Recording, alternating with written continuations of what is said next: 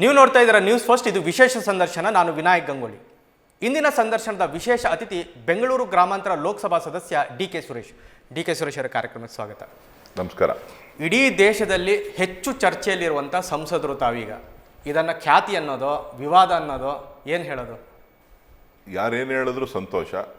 ನಮ್ಗಾಗ್ತಾ ಇರೋ ಅನ್ಯಾಯ ಸರಿಪಡಿಸ್ಬೇಕಾಗಿರ್ತಕ್ಕಂಥದ್ದು ನಮ್ಮ ಧರ್ಮ.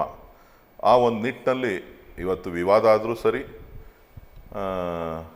ಬೇರೆ ಯಾವುದೇ ರೀತಿಯ ಚರ್ಚೆಗಳಾದರೂ ಕೂಡ ಭಾಳ ಸಂತೋಷದಿಂದ ಸ್ವಾಗತ ಮಾಡ್ತೇನೆ. ಸರ್, ನನ್ನ ತೆರಿಗೆ ನನ್ನ ಹಕ್ಕು, ಇದೊಂದು ಬಹಳ ದೊಡ್ಡ ಪ್ರತಿಭಟನೆಯನ್ನು ತಾವು ಮಾಡಿದ್ದೀರಿ. ಇದಕ್ಕೆ ಪ್ರೇರಣೆ ಏನು? ನೋಡಿ, ಕರ್ನಾಟಕ ಭಾಳ ಪ್ರಬುದ್ಧವಾದಂಥ ರಾಜ್ಯ. ಕನ್ನಡಿಗರು ಅದರಲ್ಲೂ ಕೂಡ ವಿಶಾಲ ಮನೋಭಾವವನ್ನು ಇಟ್ಕೊಂಡಿರ್ತಕ್ಕಂಥವ್ರು. ಇವತ್ತು ರಾಜ್ಯದ ಇಡೀ ದೇಶದಲ್ಲಿ ಆರ್ಥಿಕ ವ್ಯವಸ್ಥೆಯಲ್ಲಿ ಬಹಳಷ್ಟು ಪ್ರಗತಿಯನ್ನು ಸಾಧಿಸ್ತಾ ಇಡೀ ದೇಶಕ್ಕೆ ಒಂದು ಮಾದರಿಯಾಗೋ ರೀತಿಯಲ್ಲಿ ಕೆಲಸವನ್ನು ಮಾಡ್ಕೊಂಡು ಬರ್ತಾ ಇದ್ದೇವೆ. ಆದರೆ ಇವತ್ತು ನಮ್ಮ ರಾಜ್ಯಕ್ಕೆ ಆಗ್ತಾ ಇರ್ತಕ್ಕಂಥ ಅನ್ಯಾಯಗಳು, ಕೇಂದ್ರ ಸರ್ಕಾರ ಕಳೆದ 10 ವರ್ಷಗಳಿಂದ ಬಂದ ನಂತರ ವಿಶೇಷವಾದಂಥ ಸ್ಥಾನಮಾನವನ್ನು ಕರ್ನಾಟಕದ ಜನ ಭಾರತೀಯ ಜನತಾ ಪಕ್ಷಕ್ಕೆ, ನರೇಂದ್ರ ಮೋದಿ ಅವರಿಗೆ ಕೊಟ್ಟಿರ್ತಕ್ಕಂಥದ್ದು. ಸೊ ಇದೆಲ್ಲ ಆದಮೇಲೂ ಕೂಡ ಪ್ರತಿಯೊಂದು ವಿಚಾರದಲ್ಲೂ ಕೂಡ ನಾವು ಮಲತಾಯಿ ಧೋರಣೆಯನ್ನು ನಾವು ನೋಡ್ತಾ ಇದ್ದೇವೆ.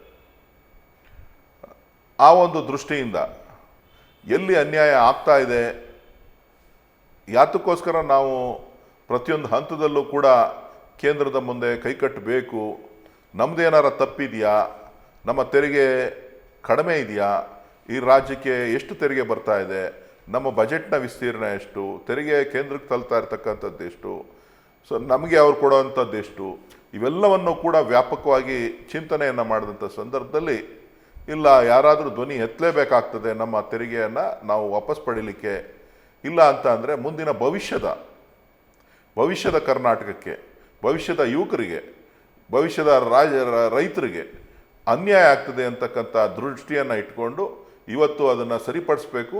ಆ ಒಂದು ಧ್ವನಿಯನ್ನು ಇವತ್ತು ಕರ್ನಾಟಕ ಒಂದೇ ಅಲ್ಲ, ಇಡೀ ದಕ್ಷಿಣ ಭಾರತದ ರಾಜ್ಯಗಳಿಗೆ ಆಗ್ತಾ ಇರ್ತಕ್ಕಂಥ ಅನ್ಯಾಯ ಏನು, ನಾವು ಒಟ್ಟಾರೆಯಾಗಿ ಶಿಸ್ತನ್ನು ಪ್ರತಿಯೊಂದು ಸಂದರ್ಭದಲ್ಲೂ ಕೂಡ ಈ ದೇಶದ ಐಕ್ಯತೆಗೆ, ಸಮಗ್ರತೆಗೆ ಮತ್ತು ನಮ್ಮದೇ ಆದಂಥ ಒಕ್ಕೂಟ ವ್ಯವಸ್ಥೆಗೆ ಶಕ್ತಿಯನ್ನು ತುಂಬ್ತಾ ಇರ್ತಕ್ಕಂಥ ದಕ್ಷಿಣ ಭಾರತದ ರಾಜ್ಯಗಳಿಗೆ ಆಗ್ತಾ ಇರ್ತಕ್ಕಂಥ ಅನ್ಯಾಯ ಸರಿಪಡಿಸ್ಬೇಕಾಗಿರ್ತಕ್ಕಂಥದ್ದು ಕೇಂದ್ರದ ಕರ್ತವ್ಯ.